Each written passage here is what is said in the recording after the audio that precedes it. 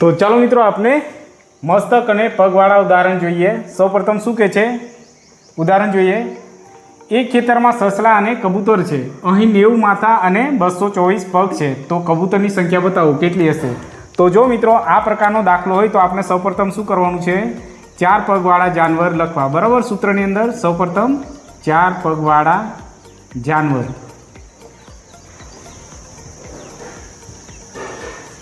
सूत्र शू है L/2H बराबर।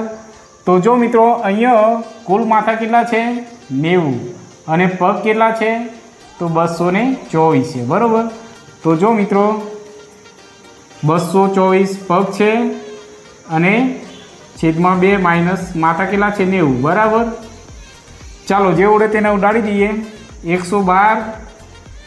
112 तो 224 थशे बराबर। तो जो मित्रों 112 मांथी आपणे 90 बाद करीशुं तो केटला रहेशे तो अहींया 22 रहेशे बराबर। तो 22 ए शुं छे 4 पगवाळा अहींया शुं छे तो छसला। तो छसलानी संख्या आपणे मळी,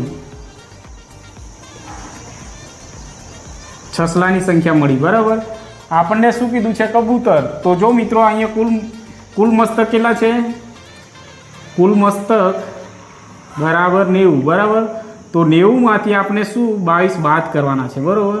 90 मांथी आपणे 22 बाद करीशुं तो केटलो जवाब आवशे तो जो मित्रों 68 आवशे। ये आपनो फाइनल जवाब। तो कबूतरनी संख्या केटली हशे मित्रों 68 बराबर।